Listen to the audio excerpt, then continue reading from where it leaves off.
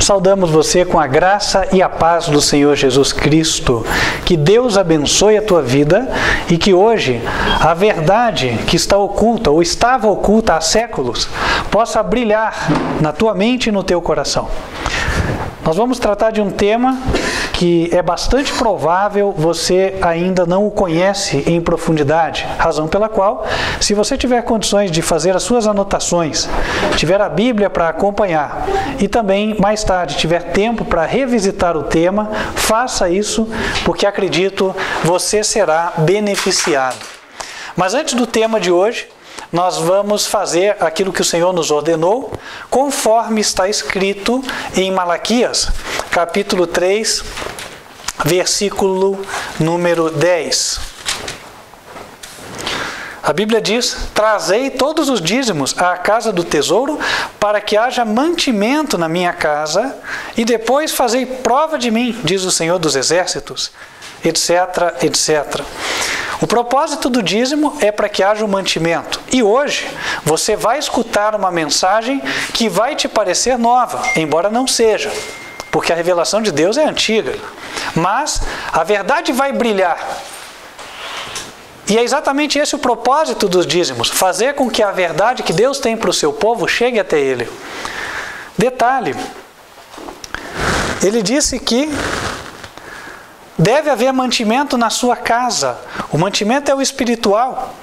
E esse mantimento deve ser espalhado. E é por essa razão que os recursos são necessários. E Deus ideou o projeto, o plano dos dízimos e das ofertas para a sua igreja.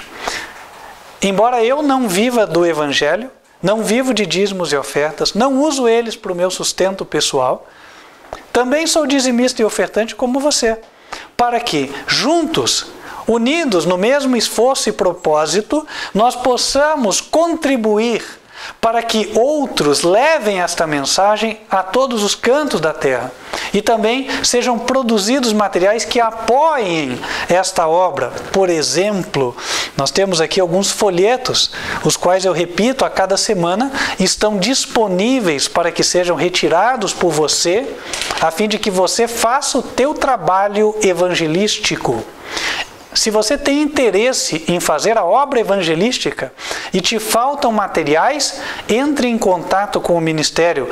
Não há custo para eles, você só vai pagar o frete. Nosso WhatsApp, número 41 99509 8425. E lembrando que por esse número também nós podemos te dar instruções com respeito a como você se torna um dizimista e ofertante. Nós não temos até aqui divulgado a conta bancária do ministério no vídeo, não que seja um pecado, mas até aqui não fomos impressionados a isso, então, amém. Se você tiver interesse, entre em contato conosco. E queremos lembrar também que nós estamos em andamento com a construção da igreja sede do ministério. Hoje pretendo liberar um vídeo que fizemos mostrando o estágio em que está a construção. A laje do primeiro piso, que é equivalente a subsolo, pois o terreno tem desnível, já está pronta. E nós vamos agora subir os pilares, fazer o esqueleto de concreto da igreja e revesti-la de paredes, para que em seguida possamos entrar e dar início aos trabalhos. A igreja é um templo com capacidade prevista para 100 pessoas sentadas, somado às salas anexas para a escola bíblica das crianças e também com preparação para que possamos realizar a transmissão de vídeos com qualidade, beneficiando a você que está nos assistindo de longe e também a todos aqueles que têm acesso à internet. Portanto, se você entende que esta é a obra do Senhor, entre em contato, você vai saber como apoiá-la. Nós que estamos aqui reunidos como igreja sede, vamos nos colocar em pé, vamos louvar ao Senhor. E enquanto estivermos louvando, aqueles que se prepararam poderão fazer a sua devolução.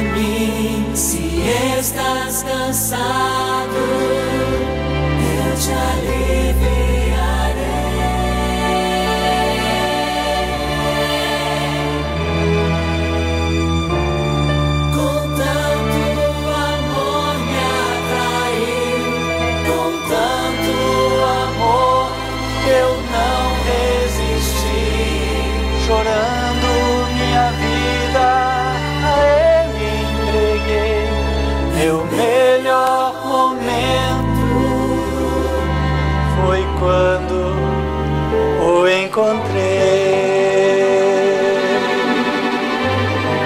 meu melhor momento. Vamos nos colocar de joelhos e falar com Deus.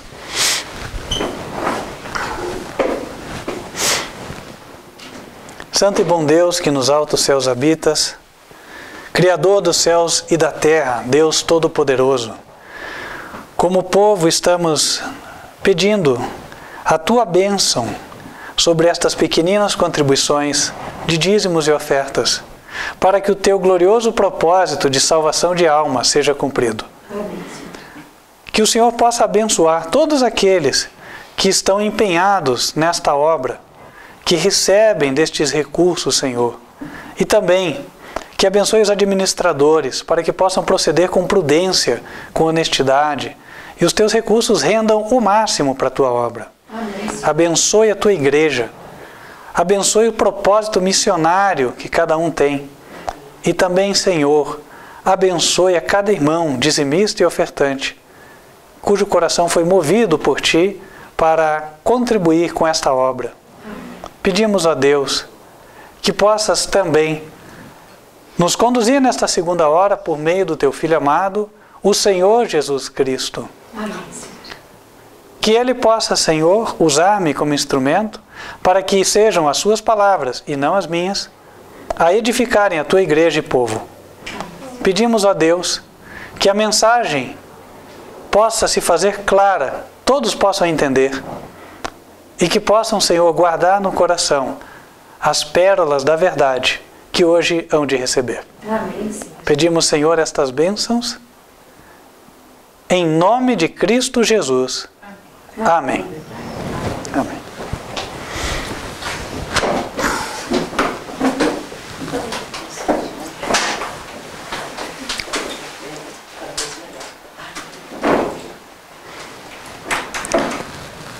Hoje, o nosso tema de estudo será a natureza de Cristo. Vamos escrever aqui.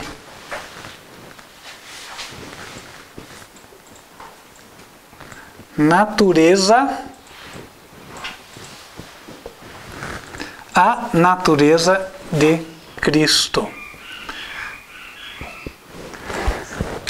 Este assunto, obviamente, ele é amplo. Por quê? Em Colossenses, capítulo 2, no versículo número 1, ou 2, versículo 2, o apóstolo diz que o mistério de Deus é Cristo. E no verso 3, ele emenda dizendo: em quem estão escondidos todos os tesouros da sabedoria e do conhecimento, da ciência. Portanto, estudar sobre a natureza de Cristo é estudar sobre um tema de profundidade infinita. Por essa razão, não posso dizer que nós vamos esgotar o assunto aqui. Mas nós vamos nos deter para estudar duas questões aqui. Uma delas é a divindade de Cristo.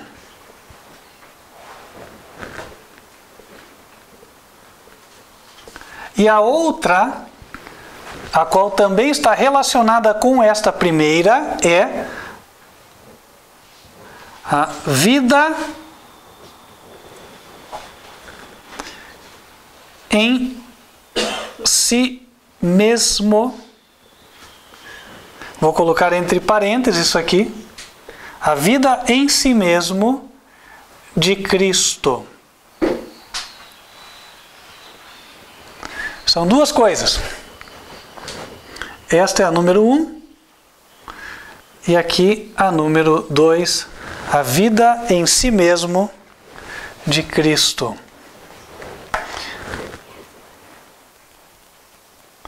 O nosso objetivo será descobrir qual é o significado que a Bíblia atribui ao termo divindade. Ou seja, quando eu estou lendo na Bíblia a divindade de Cristo, o que ela está dizendo para mim? O que Deus está me revelando através disso? E como essa revelação pode ser de benefício para mim? Como ela pode me ajudar? A primeira parte é essa. E a segunda é a mesma coisa, porém relacionada a esta expressão, a vida em si mesmo de Cristo. Ok? Isso vai nos ajudar a responder questões que são levantadas. Por exemplo, nós sabemos que existe um só Deus, o Pai, certo?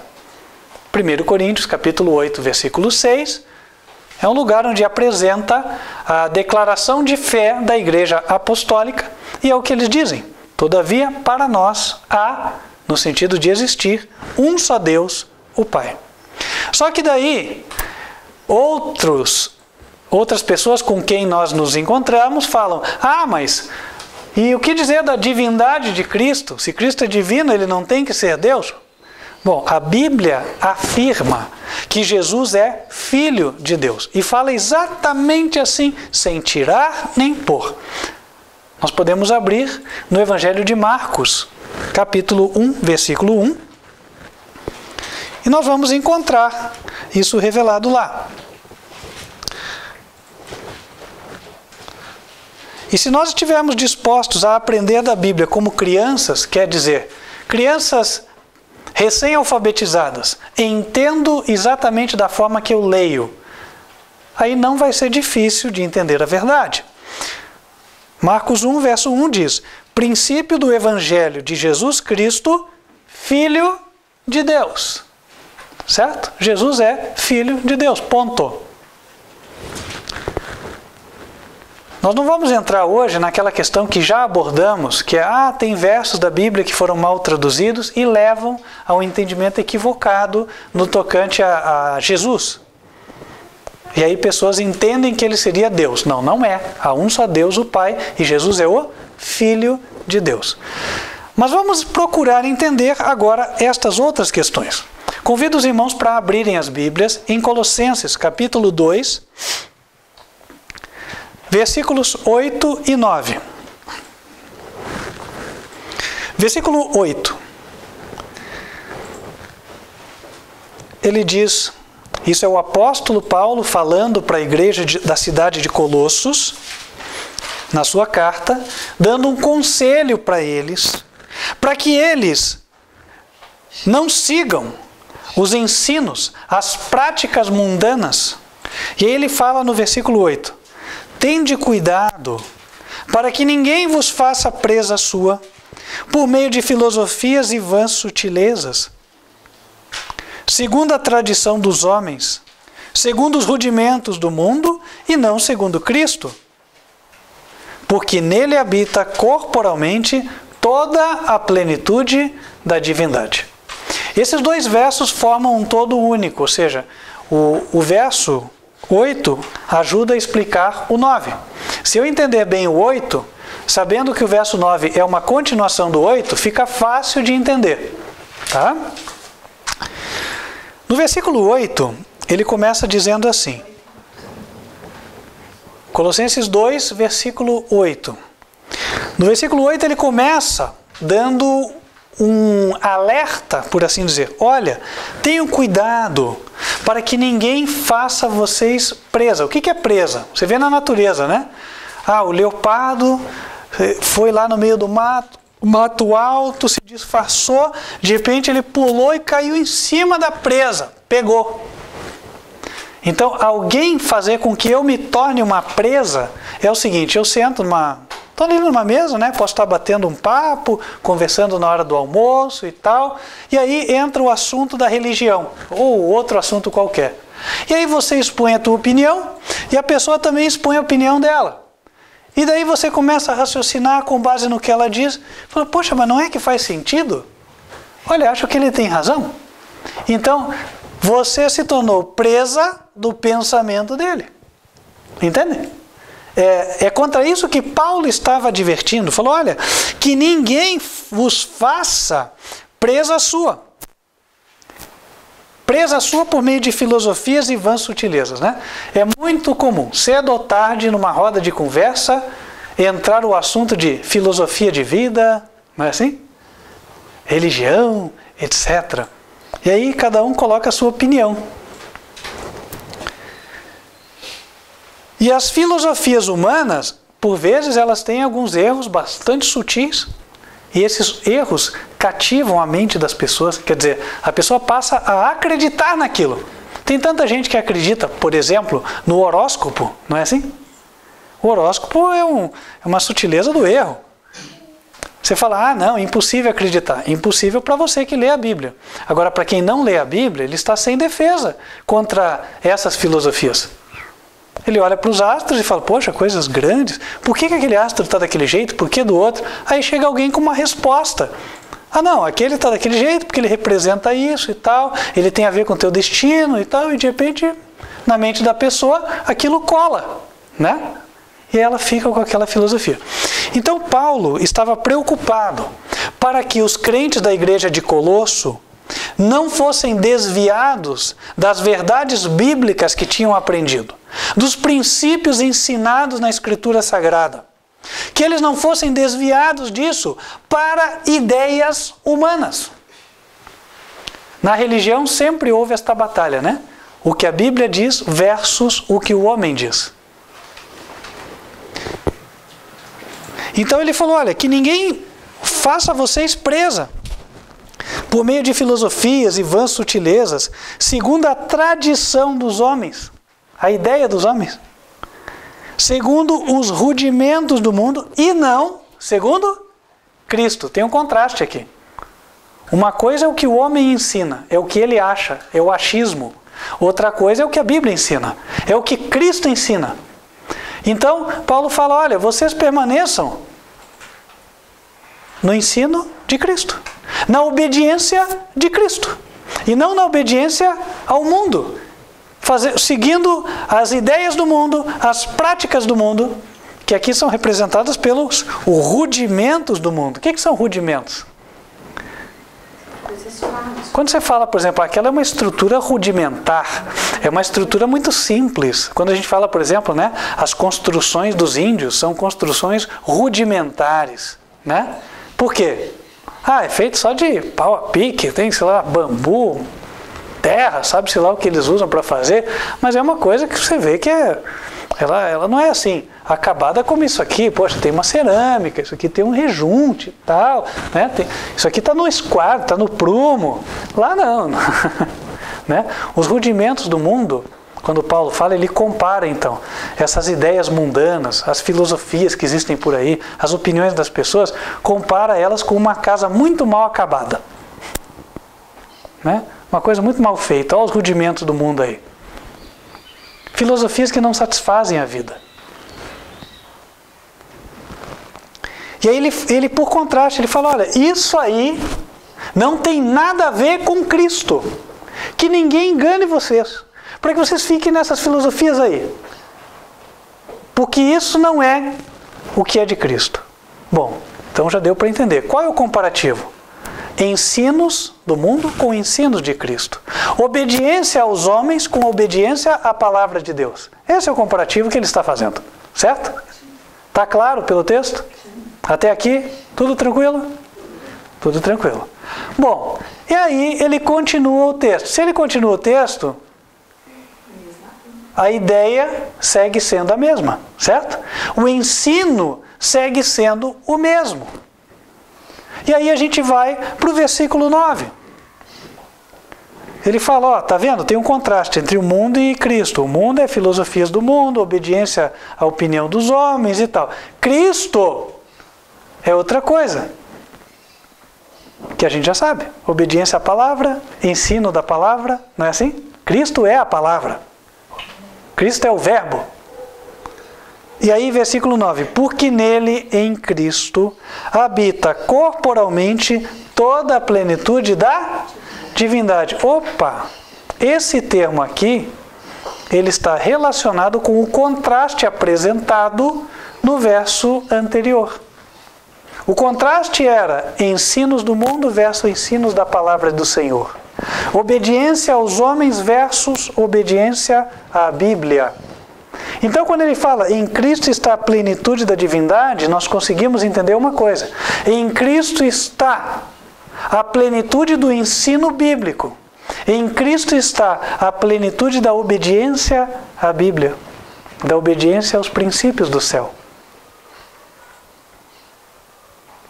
Deu para entender? Ou seja, a palavra divindade aqui refere-se ao resumo dos ensinos de Deus, da vontade de Deus, ou seja, o caráter de Deus. Quando fala em Cristo reside a plenitude da divindade, quer dizer, se há um ser no universo todo que está em perfeita harmonia com a vontade de Deus, este é o Senhor Jesus Cristo. Se há um ser no universo que tem um caráter igual ao de Cristo, ao de Deus, perdão, este é o Senhor Jesus Cristo. Então, quando diz aqui, nele habita corporalmente a plenitude, nós não podemos viajar, espiritualizar o texto e entender, nossa, isso pode ter a ver com poder, com alguma coisa, né, extraordinária. E a mente humana é muito fértil. A mente humana é muito fértil, é muito criativa. Não é verdade?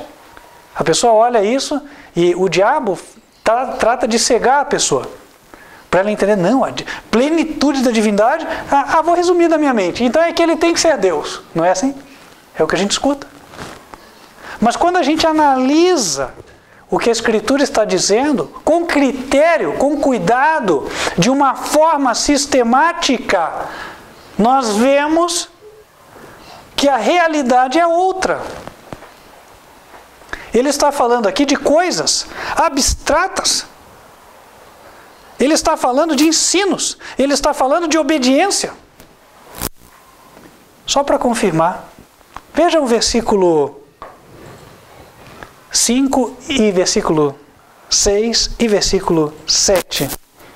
Paulo diz, porque ainda que esteja ausente quanto ao corpo, contudo, em espírito, estou convosco, regozijando-me e vendo a vossa ordem e a firmeza da vossa fé em Cristo.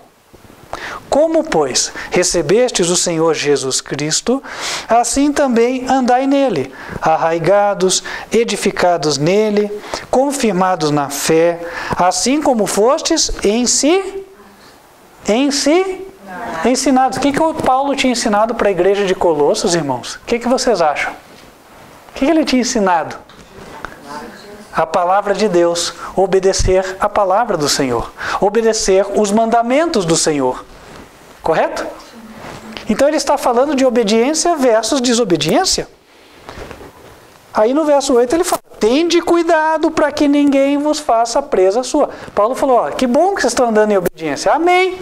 Mas cuidado para ninguém desviar vocês. Certo? Então, quando ele entra lá para frente dizendo a plenitude da divindade, esse termo se refere única e tão somente à obediência de Jesus para com Deus, conformidade de Jesus com a vontade de Deus. E eu vou colocar de outra forma mais simples. A divindade aqui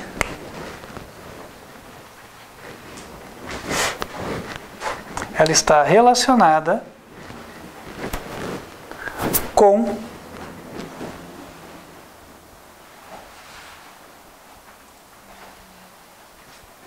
a conformidade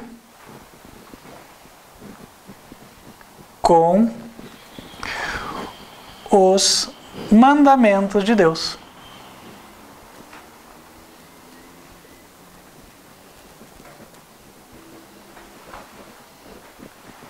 E se eu puder resumir isso numa palavra só,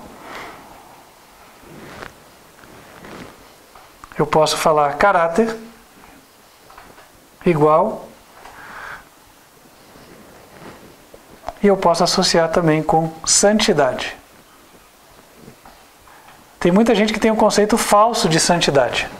Qualquer pessoa que dá comida para os animais é santo.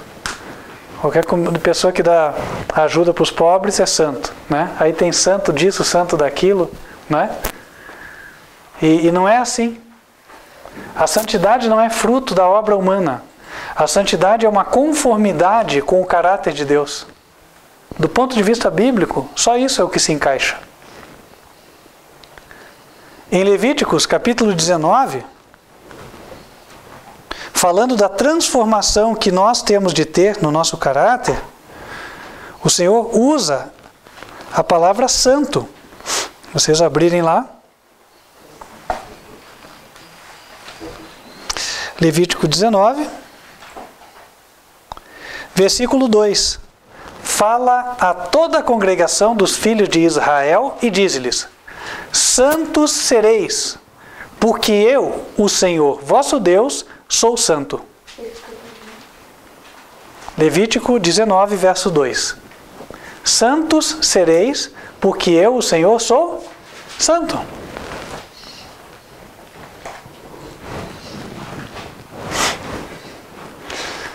Vamos voltar para cá. E agora, queria só que... Vou esperar todos escreverem o que quiserem. Em seguida, eu vou pedir para olharem para o quadro, para nós podermos meditar um pouquinho no que já estudamos, ok? Então vejam.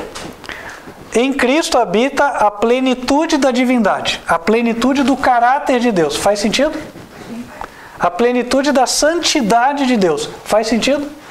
Faz sentido, né? Agora, quando, por exemplo, eu me converto, ou seja, Deus me transformou, né? O meu caráter vai se transformando de modo a ficar semelhante ao de Cristo, correto? Isso é verdadeiro? É verdadeiro. Então, é verdadeiro também dizer que eu me torno participante da divindade. A divindade envolve também, coisa que a gente já estudou, um conceito de família. Hoje nós pertencemos à família da humanidade, porque nós somos descendentes do ser humano Adão, né? Então, quem é humano pertence à humanidade. Quem é divino pertence à divindade. Nós trazemos, desde que nascemos na maternidade, a semelhança do humano. Mas na medida em que nos transformamos à semelhança de Cristo, trazemos a semelhança do divino. Nós ouvimos no testemunho uma irmã falando: olha, eles falam para mim, você é uma santa. Olha aqui. E Deus falou: santos sereis porque eu sou santo. Você vê na vida prática. É isso que acontece. Está vendo como é que o texto de Colossenses ele é ligado com a prática, com o que a gente já conhece? Olha, a pessoa olha para mim e está falando de que eu estou querendo ser santa, né? E está mesmo. Né? Você está mesmo. Por quê? Porque você quer ser semelhante a Cristo e a Deus. Então, divindade, ele é a santidade de caráter. E é um distintivo, um sinal da família. É como se fosse um carimbo que nós recebemos. E as pessoas enxergam. E esse carimbo não é um carimbo visível, mas ele aparece nas nossas atitudes. Não é assim? Nós somos diferentes. Quando nós somos diferentes, as pessoas conseguem enxergar isso. Elas conseguem ver que nós pertencemos à família divina. Nós vivemos neste mundo, mas nós não somos mais deste mundo. Não é verdade? Nós estamos sendo transformados. Então, o termo divindade, ele está relacionado com isso, com a santidade de Deus, com os atributos de caráter de Deus. Posto isso, nós vamos para um segundo texto que trata desse termo, o qual se encontra em Atos, capítulo 17. É uma ocasião na qual Paulo estava em Atenas, uma cidade conhecida por sua idolatria. E é sempre assim, né? Quanto mais o homem se acha instruído, mais longe ele está de Deus. Lá em Atenas tinha ídolo para tudo que é gosto. E eles se achavam extremamente protegidos, instruídos, sábios, não é assim? Ah, não, nós estamos com tudo. E na verdade estavam sem nada. O apóstolo Paulo percebeu isso aí. Faltava o conhecimento do Deus vivo e verdadeiro.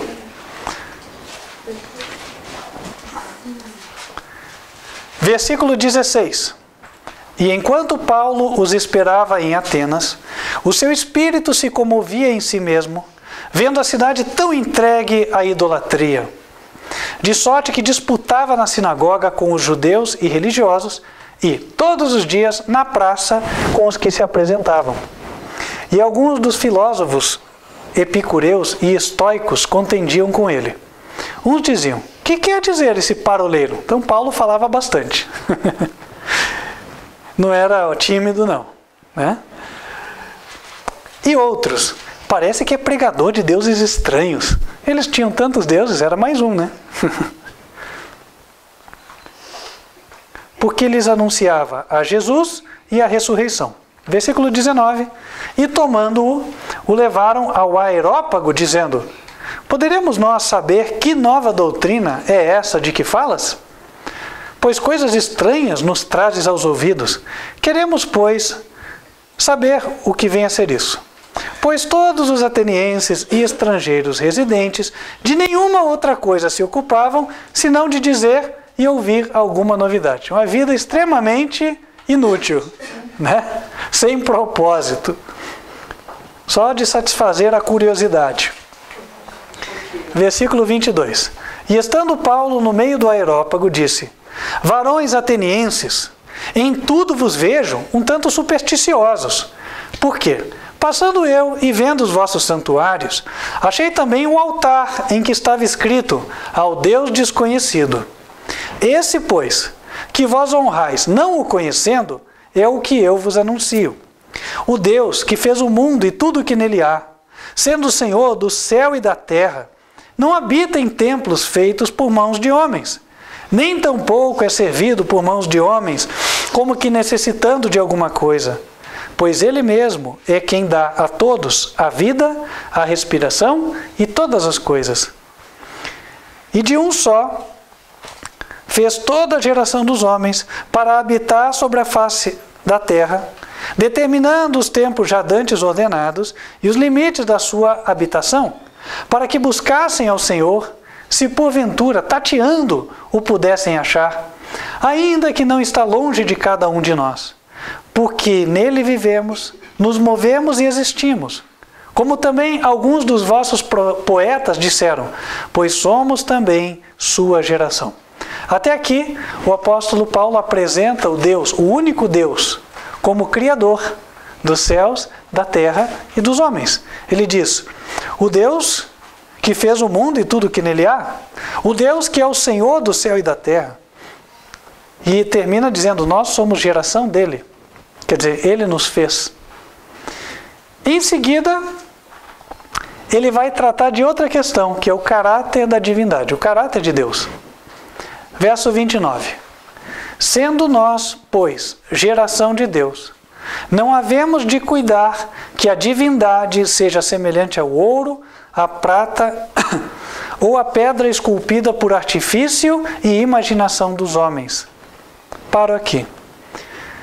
Existe uma dificuldade de entender esse texto, principalmente daquele que sempre congregou numa igreja de raiz evangélica. Por quê? Quem nunca adorou imagens de escultura, quem nunca venerou imagem de escultura, não entende qual é o verdadeiro argumento usado por eles. Muitas vezes não entende.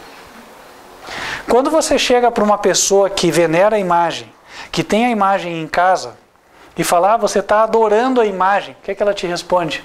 Não. Eu não estou adorando, não. Ah, mas o teu Deus é só isso aí, esse metal. Não, não é isso. O que eles dizem? Isso aqui é só uma representação, é só um símbolo para eu me lembrar do verdadeiro Deus. Não é assim? Né? É a doutrina, inclusive católica. Né? Olha, isso é uma representação. E aí, nas diferentes religiões onde você vê estátuas, a ideia apresentada é a mesma. Não, não é que meu Deus é essa estátua.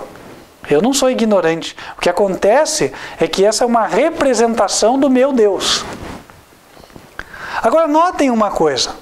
Por que cada estátua é diferente então? Não era só botar essa é a representação do meu Deus, gastei menos tempo para fazer.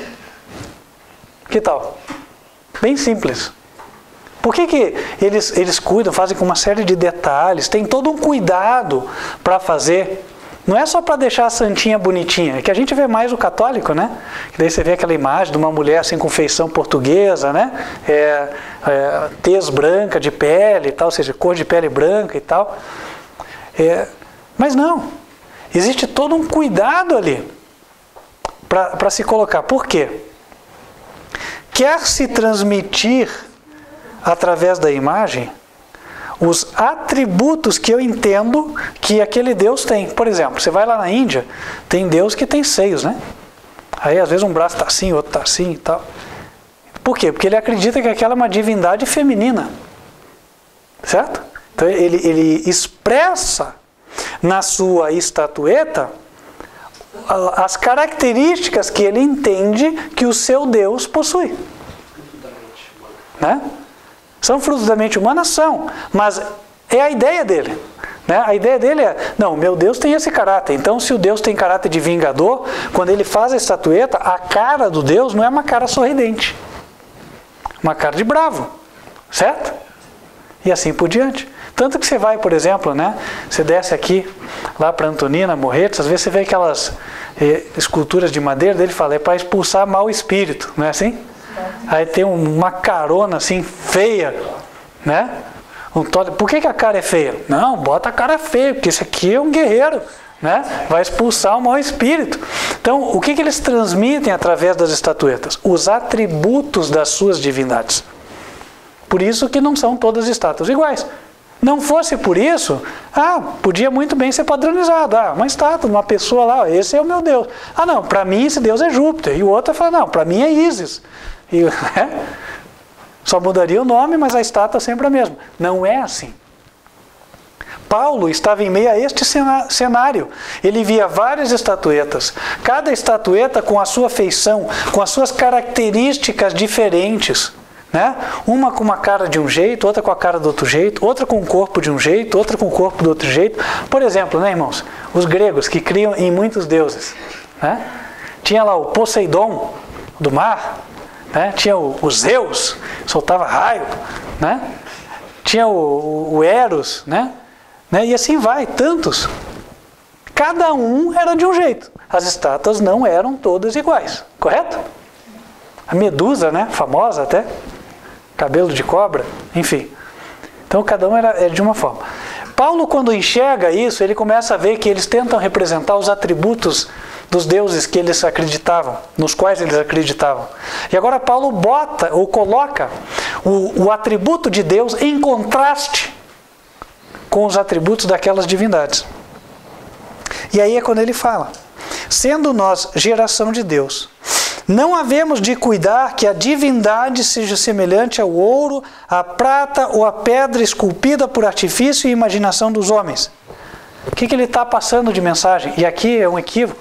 Aos poucos a gente vai estudando, né? Eu também já vi de outra maneira esse verso, hoje consigo enxergar isso aqui. Se Paulo estivesse falando assim, olha, a divindade não é semelhante a essa estatueta, para aí. A Bíblia diz que Deus fez o homem conforme a sua imagem, a sua semelhança. Então Deus tem cabeça, tem tronco e tem membros, braços e pernas, certo? Ele tem. Nesse sentido, se alguém fizesse uma estátua de cabeça, tronco e membros, semelhança física com Deus, essa estátua teria. Mas o apóstolo Paulo está dizendo assim, não é possível representar a divindade com ouro, prata, pedras preciosas e tal. Não tem como eu fazer uma escultura e representar a divindade. Então, está nos dando a entender que a divindade não é a pessoa de Deus. Fosse a pessoa, daria. Eu pegaria ouro, prata, né? Até a criancinha na escola fala, vamos fazer um bonequinho de Deus? Vamos. Cada criancinha vai fazer de um jeito, né? Cabeça, o tronco, os membros e tal. Mas Paulo diz, não é possível fazer. Nos leva a ver que a palavra divindade aqui não se refere à pessoa de Deus, a pessoa física de Deus, mas ela se refere a atributos de Deus. E esses atributos, o que são atributos? Qualidades. Qualidades de Deus. Essas qualidades são coisas que você não consegue pegar. São abstratas. Então não tem como representá-las por meio de materiais, de objetos. E essas qualidades nós já vimos lá em Colossenses. Quais são? O caráter, a santidade de Deus. Tem como eu pegar ouro, prata e fazer alguma coisa para representar a santidade de Deus? Não tem. O mesmo ouro que reveste a igreja pode revestir o centro espírita. Só pôr aquela argola em cima do... Eu vou lá, coloca a argola em cima da estátua, né? Enfim, o mesmo ouro que pode revestir uma igreja, pode revestir qualquer outro templo dedicado a qualquer coisa profana e blasfema. Certo? Ou seja, o material não confere santidade ao lugar. O material não dá santidade para o lugar. O que dá santidade é o quê? É o comportamento. É o caráter. Até aqui está claro? Ok. Então, irmãos, quando a gente fala de divindade, nós estamos falando da santidade. São atributos de caráter. Eu vou escrever textualmente aqui. Divindade. Como é que a gente faz isso aqui?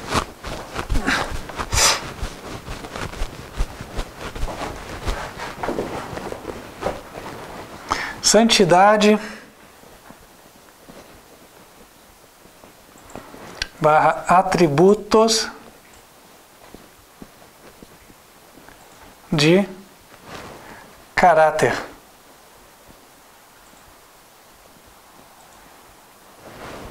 Aqui. Agora vamos falar da questão de ter vida em si mesmo. Irmãos, aqui, na verdade em ambos os casos, né? Aliás, antes de avançar, eu estava esquecendo, tem mais um detalhe sobre a questão da divindade. A divindade agora que nós possuímos e que nós podemos possuir. Todo convertido tem a semelhança de Deus no seu caráter. Tem ou não tem? Sim. Tem que ter, porque se não tiver, não vai entrar no céu. Certo? Quem não for semelhante a Cristo não vai pôr os pés lá. Por isso que nós precisamos de transformação. Nós temos que pertencer à família divina. É por isso que a Bíblia, ela chega a dizer o seguinte, que os filhos de Deus também são chamados deuses. Vamos ver em Salmos, capítulo 82. Salmos, capítulo 82.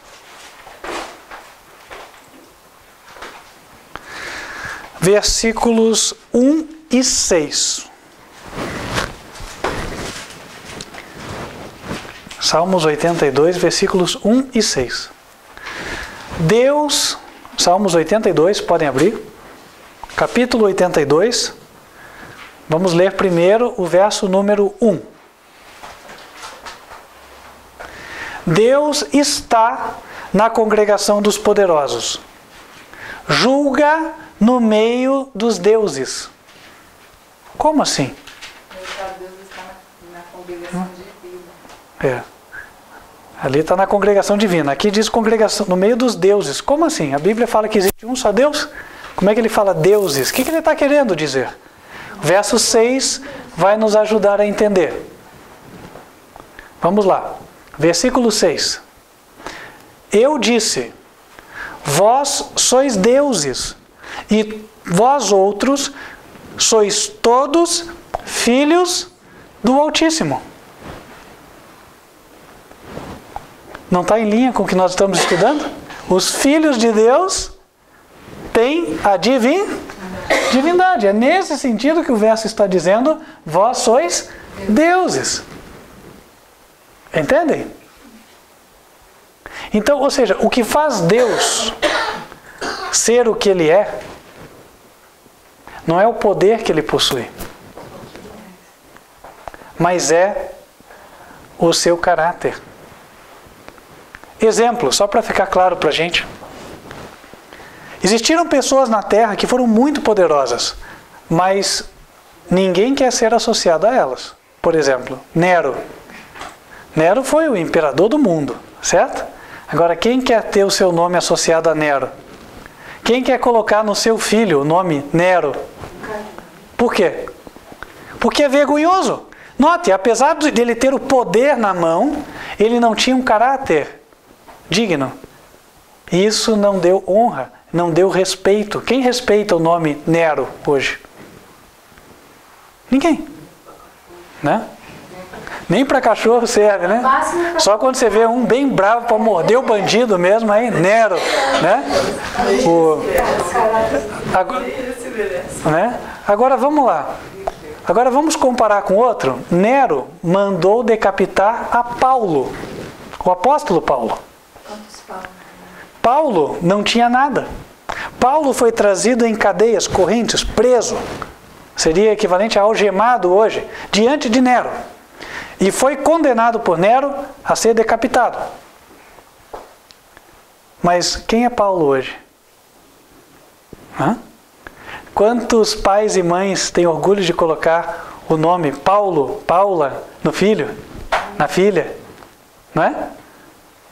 O nome é um nome de honra. Então, o que confere honra, respeito, o que granjeia o respeito das pessoas é o caráter. Então, o que faz Deus ser o que Ele é, não é o poder que Ele possui, mas é o caráter que Ele possui. Entende?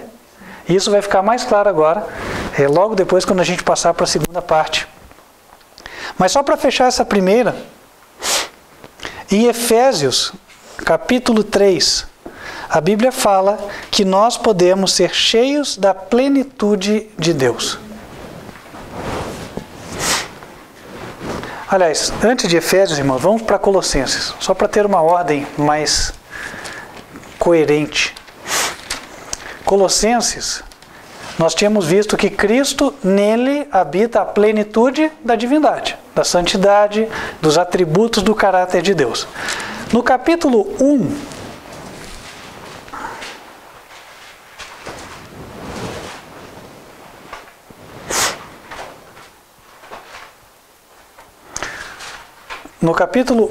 de Colossenses, versículo 19, a Bíblia diz assim: porque foi do agrado do Pai que toda a plenitude nele habitasse. Por que Jesus tem toda a santidade de Deus? Por que os atributos de caráter de Deus residem em Jesus? Porque Deus quis que fosse assim. Deus gerou um filho e o filho tem o mesmo caráter do Pai, certo? Então Jesus tem a plenitude. Quando é dito plenitude, é a plenitude do caráter do Pai. O que faz Deus e Jesus serem exaltados é o caráter, não é o poder. Por isso que Deus não conferiu a Jesus o ser o Todo-Poderoso. Foi muito mais sublime Deus ter conferido a Jesus o seu próprio caráter. Porque é de muito mais valor do que seria o poder. Por quê? O que granjeia o respeito, o que granjeia a veneração, né? A admiração das pessoas é o caráter. Então, dando ao seu filho o seu próprio caráter, a sua santidade, isso faria com que todas as criaturas do universo naturalmente se inclinassem e adorassem ao Filho de Deus. Deus não ia precisar obrigar ninguém a fazer isso. Agora, já pensaram se Deus não desse para o seu filho o caráter e desse só o poder? Todas as criaturas iam se curvar ao filho porque eram obrigadas a isso. Então nós teríamos um governo ditatorial no universo. Já pensaram que problema que seria? Seria uma infelicidade para todos. Deus foi sábio. Então quando você diz, não, Deus não fez de Jesus o Todo-Poderoso, Jesus não é o Todo-Poderoso, mas Jesus tem a santidade, o caráter igual ao do Pai, você não está rebaixando a Jesus, muito pelo contrário, você está posicionando Ele no lugar mais alto que Ele poderia ter. Você está igualando Ele a Deus, no sentido de honra, porque a honra vem pelo caráter, não vem pelo poder. Ninguém vai se ajoelhar diante de Jesus porque Ele foi mais poderoso, nem o diabo. Todo joelho vai se dobrar e vai reconhecer que Jesus é Senhor. Mas vai reconhecer por quê? Porque Ele deu a vida por nós na cruz do Calvário. É por isso. Ninguém vai reconhecer Jesus porque ele é o Filho de Deus, eu sou obrigado a me ajoelhar diante dele. Não. Entende? A obediência, o respeito, a reverência, ela vem fruto do amor, da admiração e da adoração. Em Jesus reside a plenitude da santidade de Deus. Agora, Jesus nos chama para que nós tenhamos esse privilégio também. O que ele recebeu, nós sejamos participantes do que ele recebeu. Ele não quer ficar honrado, não. Eu tenho o caráter de Deus, ninguém mais tem. Isso já não seria ter o caráter de Deus, né? Já seria uma nódoa no caráter de Deus. Ele fala para nós termos o que ele tem. Agora sim, vamos para Efésios, capítulo 3. O que ocorre quando nós estudamos a Jesus? Pelo menos é o que deve ocorrer. A gente estuda Jesus não é para ficar debatendo qual que é a pronúncia do nome dele em hebraico. Não tem nada a ver com isso. Efésios 3, versículo 19, diz assim. Efésios 3, versículo 19.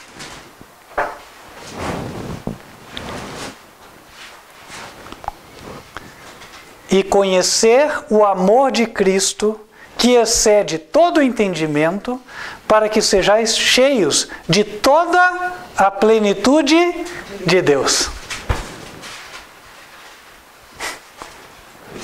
Em Jesus, a plenitude já está, mas Ele quer que nós também tenhamos.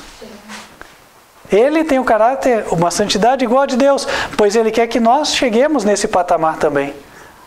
E essa é a escada que nós vamos subir por toda a eternidade. Cada vez mais puros, cada vez mais semelhantes a Ele. Posto isso, irmãos, nós temos agora sim o número 2, vida em si mesmo. Esse é um conceito que também confunde muita gente. Jesus disse certa vez, assim como o Pai tem vida em si mesmo, também deu ao Filho o ter vida em si mesmo. E aí as pessoas falam, não, mas está vendo? Então Jesus tem que ser Deus porque Ele tem vida nele mesmo. Abram lá em João capítulo 5, versículo 26.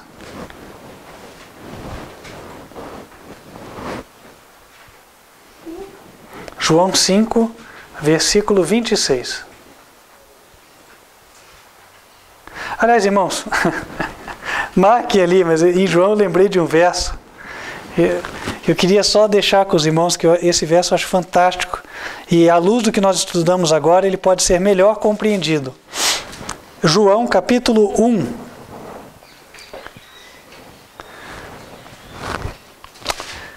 Versículo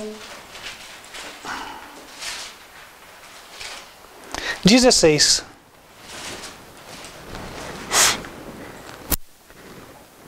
Acharam? João 1, versículo 16. E todos nós recebemos também da sua plenitude, com graça sobre graça. Conseguiram entender o verso? Quem conseguiu entender, levanta a mão, deixa eu ver. Né? Jesus tem a plenitude da santidade e todos nós recebemos dessa plenitude dele. Cada vez que Jesus nos concede uma graça, né? A melhor graça que nós podemos receber é a santidade de Deus, é o Espírito de Deus derramado em nossos corações. Nós recebemos daí da plenitude de Deus. Agora sim, João 5, versículo 26. Porque, como o Pai tem a vida em si mesmo, assim deu também ao Filho ter a vida em si mesmo. Como se entende isso? Será que ele está falando da vida física? Será que ele está falando da vida espiritual? Nós podemos aqui estudar isso por eliminação. Podemos afirmar uma coisa. Será que foi da vida física? Vamos para Atos, capítulo 2.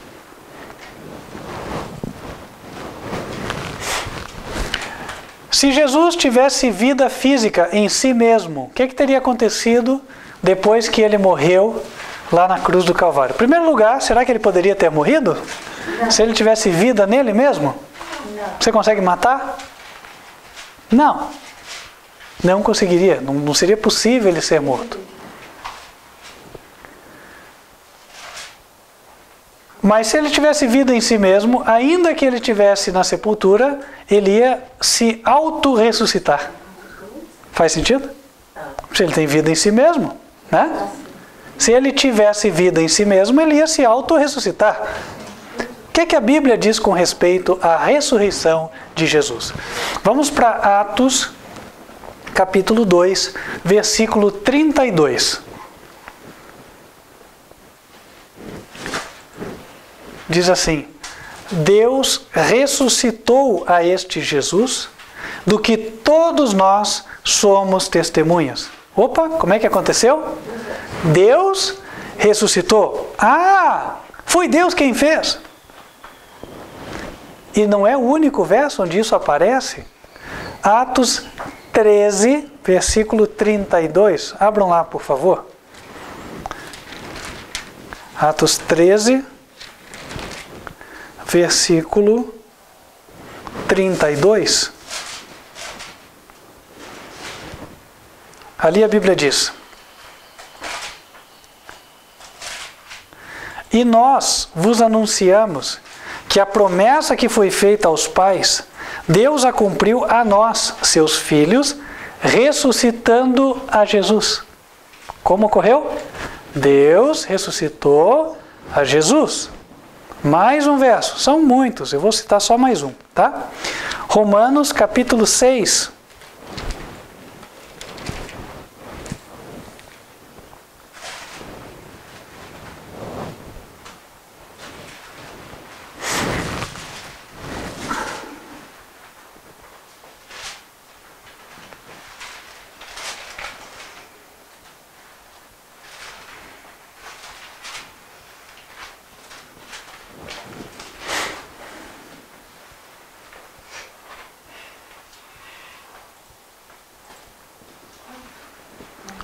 Romanos,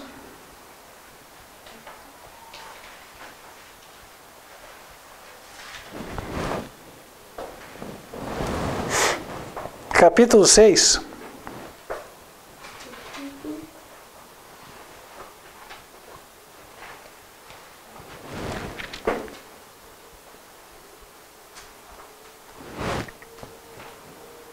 Perdão, capítulo 8, irmãos, verso 11, tá?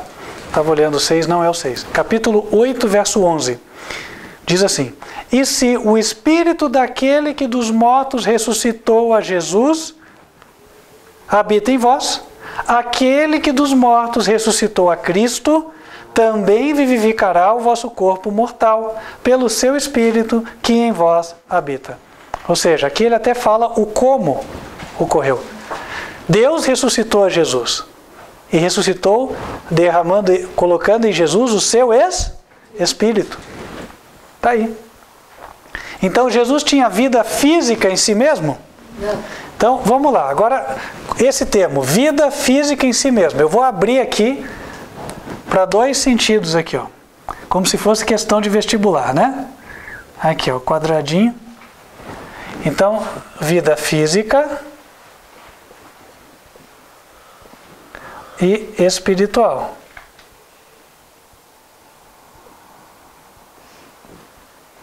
Bom, vida física já se viu que não é, certo? Será que é então a vida espiritual? Vamos abrir em João.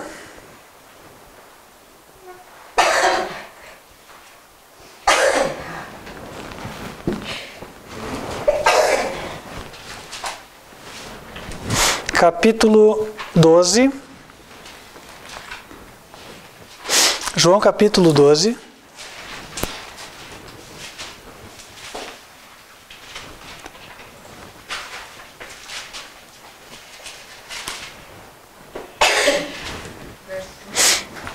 versículo 50, para quem esperar todos acharem lá, né?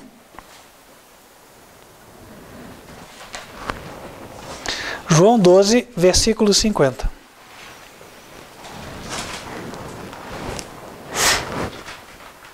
E sei que o seu mandamento é a vida eterna. Opa! A vida eterna é o mandamento de Deus. O mandamento de Deus é a expressão do seu caráter. É o seu caráter escrito nas tábuas. Então, quando a gente fala de vida, aqui vida eterna, a vida eterna ela é a vida espiritual. Agora, se a vida eterna é o mandamento, ou seja, o atributo de caráter de Deus, Jesus tem os atributos de caráter de Deus ou não tem? Essa vida, chamada vida espiritual, ele tem. Esses atributos de caráter de Deus, ele perdeu em algum momento da sua existência? Nunca perdeu. Ele tem a vida nele mesmo. Tem a vida em si mesmo. Ou seja, a vida que ele possui em si mesmo é espiritual. Vamos colocar lá.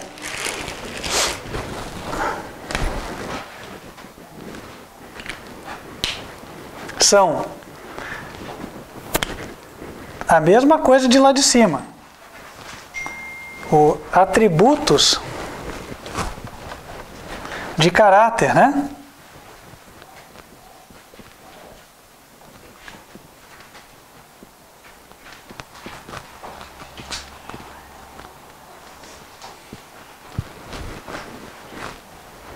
De Deus, ou a sua santidade, que é a mesma coisa.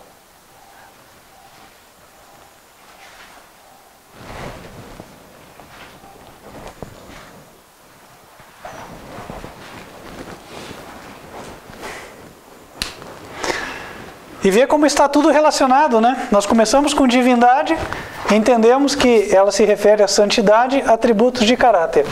Quando a gente vem para o conceito de vida em si mesmo, se refere à mesma coisa. Atributos de caráter e santidade. Agora, olha só que interessante. Agora as coisas começam a se encaixar. Como é que foi possível Jesus morrer por nós na cruz do Calvário? Pensem. Jesus tinha atributos de caráter de Deus. Não perdeu. Então era impossível ele morrer, certo? Era impossível ele morrer. Porque o mandamento de Deus é a vida eterna. Ele tinha vida eterna nele mesmo. Porque ele tinha os atributos de caráter de Deus. Não tinha como ele morrer na cruz. Como foi possível ele morrer na cruz do Calvário? Ele revela para nós no Evangelho de João, capítulo 10. Abram lá.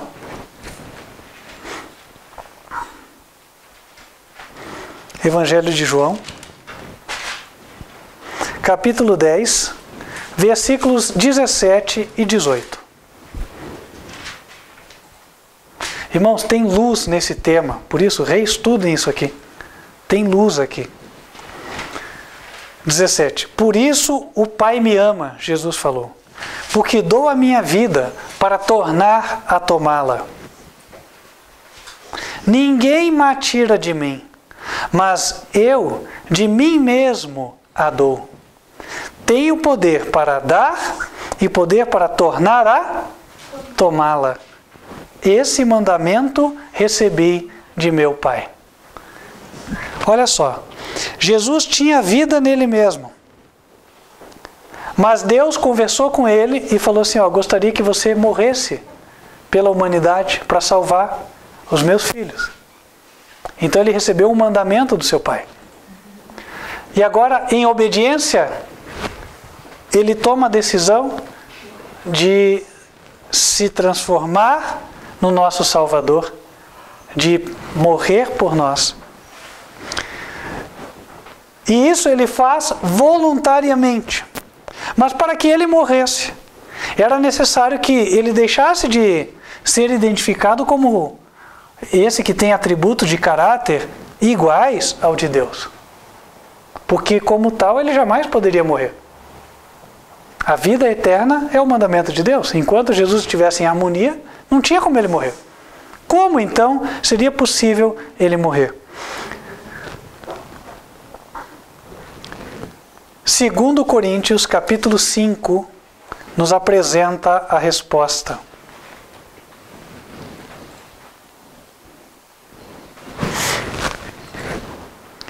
2 Coríntios, capítulo 5, versículo 21. 2 Coríntios 5, 21.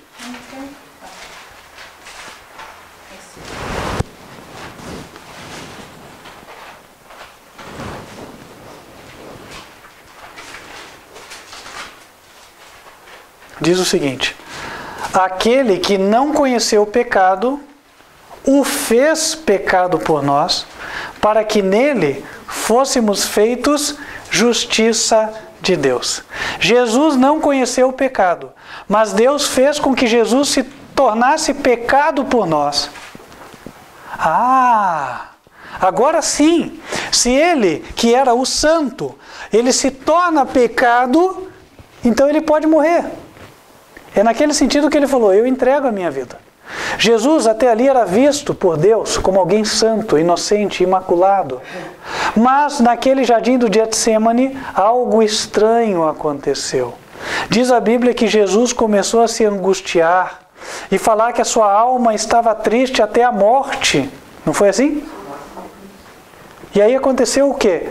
Jesus, agora que até ali era o aprovado de Deus, começou a sentir a reprovação de Deus para com os pecadores. Aquele que não conheceu o pecado, Deus o fez pecado. Abram lá em Isaías, capítulo 53. Isaías, capítulo 53, versículo 6. Isaías 53, versículo 6. Na mesma linha. Todos nós andamos desgarrados como ovelhas. Cada um se desviava pelo seu caminho. Mas o Senhor fez cair sobre ele a iniquidade de nós todos.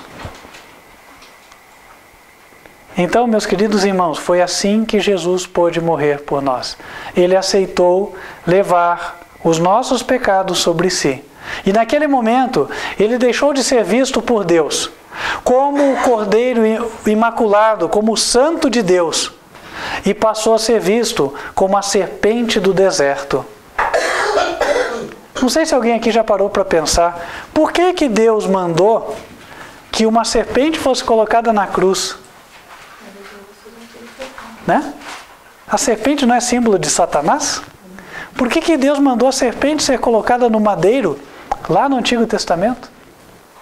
E por que Jesus, mais tarde, quando falava com Nicodemos, ele disse: olha, assim como levantaram a serpente no deserto, é necessário que o Filho do Homem seja levantado, para que todo aquele que nele crê não pereça, mas tenha vida eterna. Por quê? Porque a serpente é a originadora do pecado. Ela é que tentou a todos os demais para que eles pecassem, não é assim? Então, todos os pecados que o diabo tentou os seres humanos a cometerem, Jesus levou sobre si. Naquele momento ele foi identificado como a serpente. Todas as misérias do pecado ele levou sobre si, para que nós não precisássemos levar. E aí nós conseguimos ver um pouco da extensão da graça de Jesus, da misericórdia e do amor do Salvador. Bebe o cálice amargo, para que nós bebamos o suco doce da vide. O inocente morre e o culpado vive, nós. Então, meus queridos irmãos, Jesus voluntariamente entregou para Deus a sua santidade e assumiu os nossos pecados. Com esses pecados foi possível ele morrer na cruz do Calvário. Mas quando ele morre com os pecados, e ressuscita, ele ressuscita com pecados ou sem pecados? Sem pecados. Diz a Bíblia que ele ressuscita sem pecados. Vamos abrir. E vou pedir ao irmão Cândido para me ajudar. Quero encontrar aquele texto que diga: era impossível que ele fosse retido por ela, a sepultura. A gente já vai chegar lá. Mas antes vamos abrir em Romanos, capítulo 6.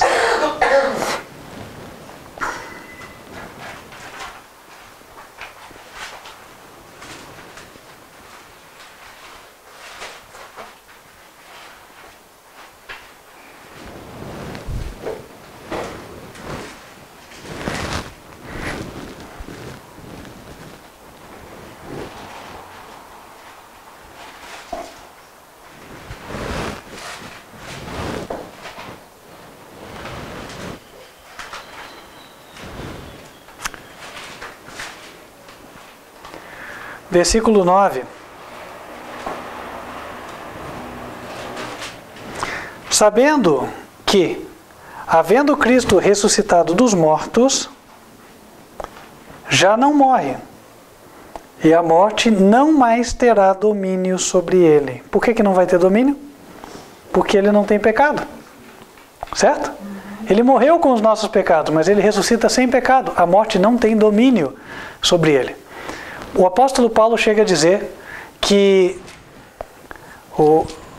era impossível que Jesus fosse retido pela sepultura. Era impossível. Até quero ver se a gente acha o texto. Se acharmos, eu vou passar para vocês. Senão, depois a gente passa no WhatsApp. E por que era impossível? Porque Jesus tinha vida espiritual nele mesmo. E a vida que vale é a espiritual. Certa vez, diz que os anciãos de Israel vieram tentar a Jesus, os saduceus, né? Vieram falar: olha, tinha uma mulher, que essa mulher tinha um marido e ele tinha vários irmãos. Então o marido morreu, ela casou com o segundo irmão. E o irmão morreu, casou com o terceiro, assim foi, casou com o 7. Lá na ressurreição vai ser esposa de quem? Para colocar Jesus na parede, né? Dizer, tá vendo como é que não pode ter ressurreição? Ia ser uma confusão. E aí Jesus falou assim: olha, vocês se enganam. Porque lá na ressurreição não se casam nem se dão em casamento. E em seguida ele ensina uma coisa, que está em Lucas capítulo 20, versículos 37 e 38. Leiam lá, por favor.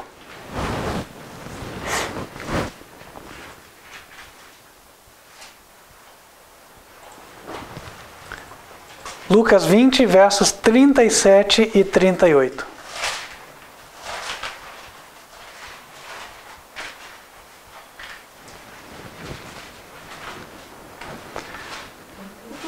Lucas capítulo 20, versículos 37 e 38. E que os mortos hão de ressuscitar, também o mostrou Moisés junto da sarça, quando chama o Senhor Deus de Abraão, e Deus de Isaque e Deus de Jacó. Ora, Deus não é Deus de mortos, mas de vivos, porque para Ele vivem todos. Como é que se entende isso? Os 3 tinham ido para a tumba. Os 3, já não existia nem os ossos deles, né? Porque a essa altura, tantos mil anos já que tinham morrido, mais. Né? Como é que Jesus fala que para Deus todos vivem? Sabe por quê? Porque eles formaram um caráter à semelhança de Jesus. Então, embora não tenham a vida física momentaneamente, porque desceram à sepultura, aqueles 3, Abraão, Isaque e Jacó não existiam naquele momento. Abraão, Isaque e Jacó não estavam em lugar nenhum, nem no limbo, nem no céu, nem no inferno. Essas crenças, né, que as pessoas possuem, não estavam no pó, como a Bíblia diz. Porém, ambos, todos eles, formaram um caráter semelhante ao de Cristo, em conformidade com os mandamentos de Deus. E Jesus disse: eu sei que o seu mandamento é a vida eterna. Ora, quem descansou na tumba, mas tinha um caráter semelhante ao de Deus, era obediente aos mandamentos, ele tem a vida eterna. Para Deus, ele não morreu. Para Deus, morto é quem sofreu a segunda morte. Para Deus, esses só estão descansando. Jesus falou, Lázaro dorme. Ele não falou, Lázaro morreu. Primeiro ele disse, Lázaro dorme. Só para os discípulos entenderem depois, ele falou, Lázaro está morto. Ou seja, na linguagem humana. Mas na linguagem divina, ele dorme. Vamos ler o texto, é Atos 2, 24. Amém. Já vamos ler então. Amém. Atos 2, 24. Obrigado, irmã. Então o que acontece? Deus, ele é Deus do irmão Deolindo, nosso querido irmão, que está descansando na tumba. Está vivo para Deus, com a vida eterna. Né? E todos aqueles que dormiram na fé estão vivos para Deus. Para os homens mortos, claro, descansaram na tumba. Não vão aparecer para nós. Se alguém aparecer dentre os mortos para nós hoje, saiba, é coisa do espiritismo aí. Né? Está errado. Porém, os crentes que formaram caráter semelhante ao de Jesus têm a vida eterna. Irmãos, aí a gente entende melhor o texto de João 17, versículo 3. Jesus diz, e a vida eterna é esta, que te conheçam a ti, como o único Deus verdadeiro, e a Jesus Cristo a quem enviastes. Contemplando o caráter de Deus e de Jesus, nós somos transformados. Nós começamos a obedecer os seus mandamentos. E aí temos a vida eterna em nós. Amém. Porque o mandamento é a vida eterna. Entendem? Ou seja, irmãos, é fácil se salvar. Deus chega a dizer, olhai para mim e sede salvos. Quer ser salvo? Continue olhando para Deus. Quer ser salvo? Continue estudando a palavra, né, obedecendo a palavra. A tua salvação está assegurada. Porque todos aqueles que formaram um caráter em semelhança com o de Deus, têm a vida eterna. Agora vamos para aquele texto falando de Jesus. Quem tem a vida eterna, quem tem o caráter semelhante ao de Deus, é impossível que a tumba o retenha. Isso foi aplicado primeiramente para Jesus. Atos 2, né, que deram aqui, versículo 24. Falando de Jesus. Ao qual Deus ressuscitou, soltas as ânsias da morte, pois não era possível que fosse retido por ela. Não era possível que Jesus fosse retido pela morte, pela tumba. E não é possível que nenhum filho de Jesus, que tenha descansado na fé, que esteja dormindo no pó, não é possível que ele seja retido na sepultura. Amém. Porque quando Jesus voltar e disser, despertai, despertai, vós que habitais no pó, esses vão erguer na hora. Porque não é possível que a tumba retenha aqueles que formaram um caráter em harmonia com os mandamentos de Deus. Amém. O mandamento de Deus é a vida eterna. Assim como Jesus tem vida em si mesmo, Ele também quer que nós tenhamos vida em nós mesmos. Vida em abundância. Para fechar, Provérbios 12, versículo 28.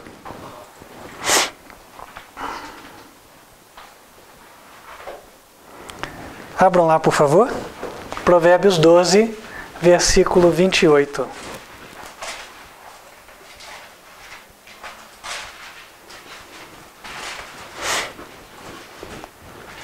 Diz assim: na vereda da justiça está a vida, e no caminho da sua carreira não há morte. Na vereda da justiça, a vida. E justiça a gente já estudou, está lá em Salmos 119, verso 172. Todos os seus mandamentos são justiça. Na vereda da justiça, a vida. Na obediência aos mandamentos, a vida. E como seremos obedientes aos mandamentos? Olhemos para aquele que é, que não pode ser diferente. Olhemos para Jesus, olhemos para Deus e seremos transformados. O apelo do Senhor é: quem gostaria de andar no caminho da vida, olhando para aquele que é o caminho, a verdade e a vida, o Senhor Jesus. Que assim seja, em nome de Jesus. Amém? Amém. Vamos nos colocar de joelhos e falar com Deus.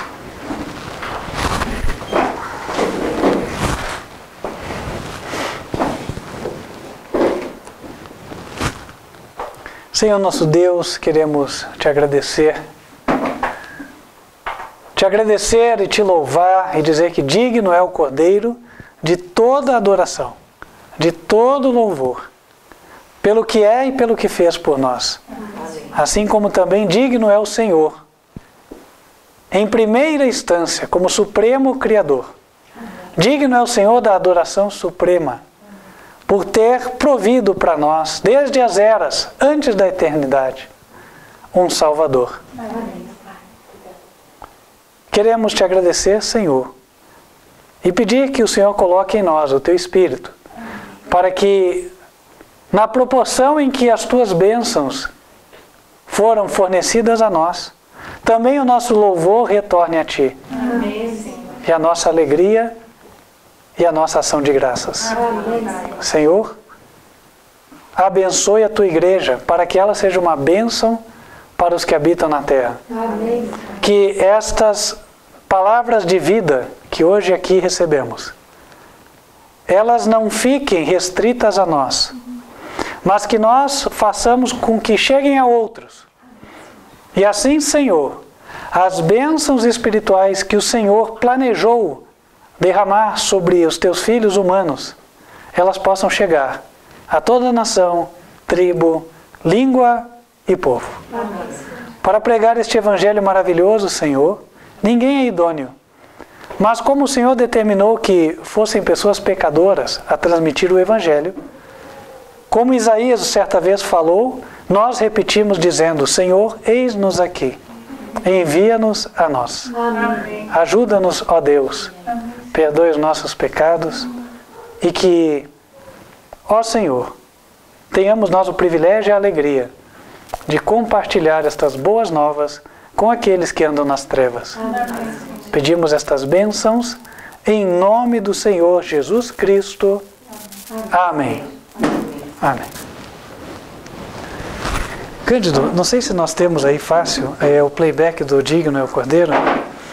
Hoje, quando estava meditando nessa mensagem, me ocorreu até de cantar. Eu não sou um cantor por excelência, não tenho nenhuma pretensão como cantor, mas eu acho que aquele hino, ele tem tudo a ver com essa mensagem. Quem souber pode cantar junto. Nós vamos louvar a Deus com este hino.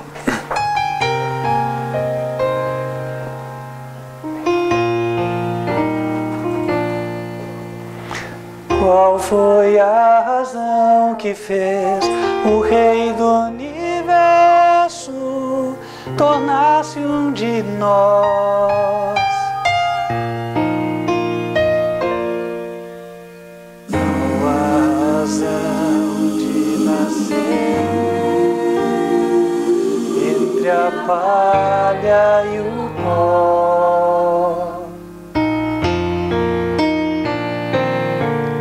Qual foi a razão de andar entre os homens desonrado e conhecido? Suportar suas calúnias, açoites sem conta e ser pendurado numa cruz.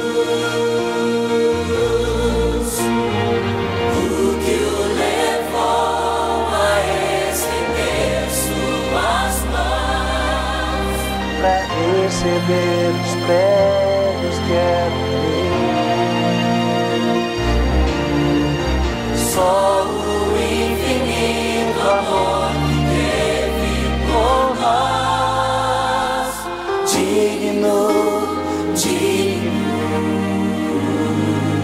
Cordeiro de Deus.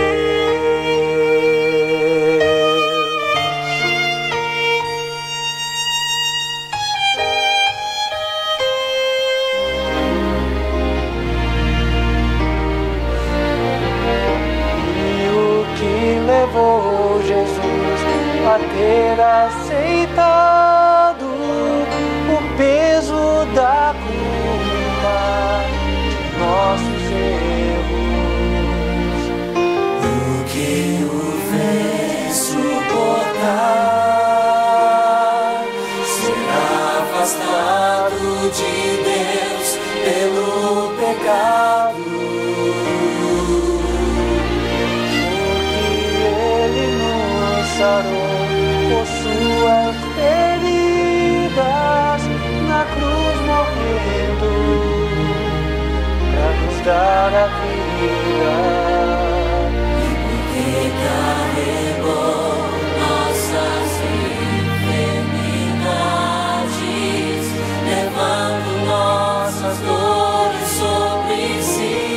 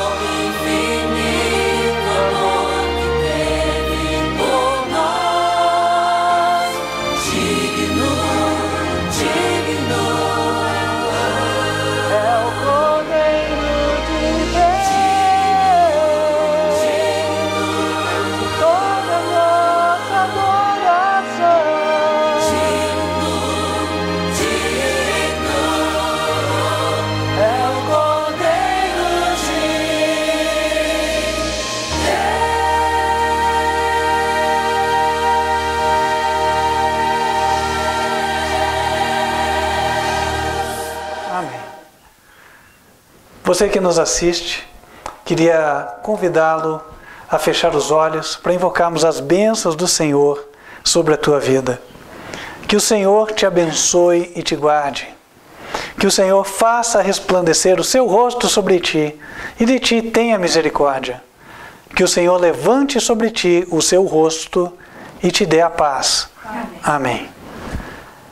Que o Filho de Deus, o Senhor Jesus Cristo, aquele em quem os atributos de Deus se encontram, possa iluminar a tua vida, guiar os teus passos, fortalecer a tua alma, para que você também construa um caráter à sua semelhança, obedecendo os seus mandamentos e possua a vida eterna. Amém. Se é o teu desejo fazer parte deste povo, esta igreja que está guardando os mandamentos de Deus pela fé de Jesus, entre em contato conosco. Será uma alegria podermos te repassar os estudos bíblicos e marcar a ocasião da cerimônia do teu batismo. Nosso WhatsApp é 41 99509 8425. E continue nos acompanhando pelo canal youtube.com/TV Advertência Final. Nossas transmissões ocorrem terças-feiras às 8 da noite e sábados em 2 horários. 15 para as 10 da manhã, Escola Bíblica das Crianças, e 11 da manhã, Mensagem do Culto. Fique com Deus, espero estarmos juntos até nas próximas oportunidades. Até lá.